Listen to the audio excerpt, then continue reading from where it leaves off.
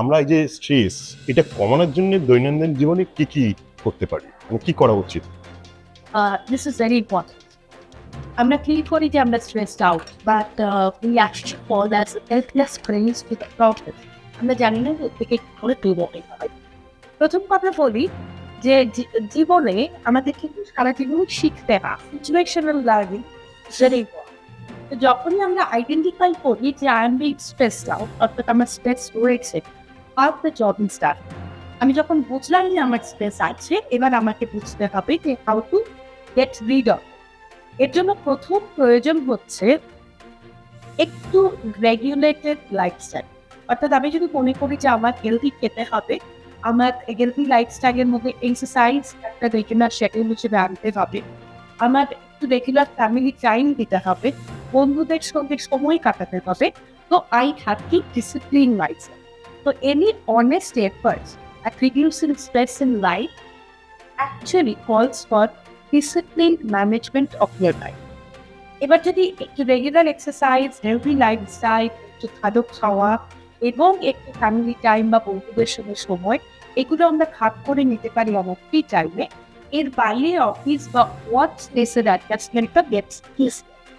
Next আমাকে জানতে হবে বা শিখতে হবে যে কেমন করে আমি ইন অ্যান্ড আউট প্র্যাকটিস করবো বা শিখবো জীবন।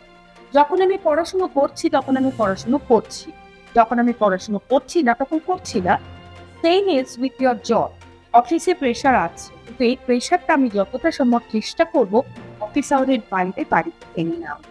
সেম অ্যাপ্লায়েন্স যদি আমি ওয়ার্ক ফ্রম হোম করি, সেরকম আমার অ্যালটমেন্ট যদি 9 hours হয় যে আমি 9 ঘন্টা কাজ করবো, এর বাইরে কিন্তু আমি অন্য কাজে সময় কাটাবো বা কম্পালসারি ব্রেক ফ্রম ওয়ার্ক নেব। এই জিনিসগুলো মাথায় রাখতে হবে। ভীষণ ইম্পর্টেন্ট হচ্ছে মেডিটেশন, এবং মেডিটেশন রেগুলার করেও যদি আমরা দেখি স্ট্রেস থেকে আমি বেরিয়ে আসতে পারছি না বা স্ট্রেস আমাকে এখনো অ্যাফেক্ট করছে, আমার ফিজিওলজিক্যাল বা ফিজিক্যাল হেলথকে অ্যাফেক্ট করছে, then you should go for therapy. তার মানে সাইকোলজিস্টের অ্যাডভাইস নিতে হবে। সাইকোলজিস্ট আর সাইকিয়াট্রিস্ট আর ডিফারেন্ট। তো সাইকোলজিস্টের কাছে যদি আমার স্ট্রেস কমানোর জন্য যাওয়ার প্রয়োজন আমার মনে হয়, you should not feel limited, take that professional help. মানসিক চাপ কি সম্পর্কের গুণগত মান বা সন্তান ধারণের প্রভাবে কোনো প্রভাব ফেলতে পারে? মানে এই যে স্ট্রেস যেটা বলছিলেন আপনি। অ্যাবসলিউটলি। যখন আমার স্ট্রেস লেভেলটা এতটাই যে আমার সাইকোলজিক্যাল যে ট্রানকুইলিটি বা আমার যে পেশেন্স, একটা যে ইকুইলিব্রিয়াম, যে সম অবস্থা সেটাকে নষ্ট করে দিচ্ছে, সেখানে রিলেশনশিপ ইস্যু তো আসতে বাধ্য। আর রিলেশনশিপ ইস্যু যদি আসে, সেক্ষেত্রে হিউম্যান বিং তো সোশ্যাল বিং, আমরা তো জঙ্গলি নই। সুতরাং আমাদের ক্ষেত্রে হ্যাভিং সেক্স, গেটিং চিলড্রেন, এই সবগুলোই নির্ভর করে interpersonal relationship in between the কাপল। সুতরাং যদি স্ট্রেস হয়, আমরা দেখেছি যে সেক্সুয়াল ফাংশন খারাপ থাকে, কাপলের সঙ্গে ইন্টিমেট টাইম কাটানোর সময়টাও কমতে থাকে, কখনো কখনো ভীষণ বেশি একটা দূরত্ব তৈরি হয়ে যায়, যেটাকে সারমাউন্ট করা বা পেরোনো ডিফিকাল্ট হয়। যার জন্য ইনফার্টিলিটি ইস্যুস হতেও পারে। তাছাড়াও আমরা মেয়েদের ক্ষেত্রে দেখেছি যে যদি স্ট্রেস হয় প্রচন্ড, তাতে করে কিন্তু হরমোনস লেভেল এত উল্টো পাল্টা হতে শুরু করে যে তার জন্য এইটা রিলিজ হয় না বা ওভিউলেশন হয় না। ছেলেদের ক্ষেত্রে কিন্তু সেম একটা ইম্পর্টেন্ট ইস্যু, যেটা টেম্পোরারি ইম্পর্টেন্স, সেক্স করতে অসুবিধে হয়, ইরেকশন প্রবলেম থাকে। সো অলওয়েজ খুব related to stress, work place stress, তাছাড়াও ফ্যামিলি স্ট্রেস তো আছে।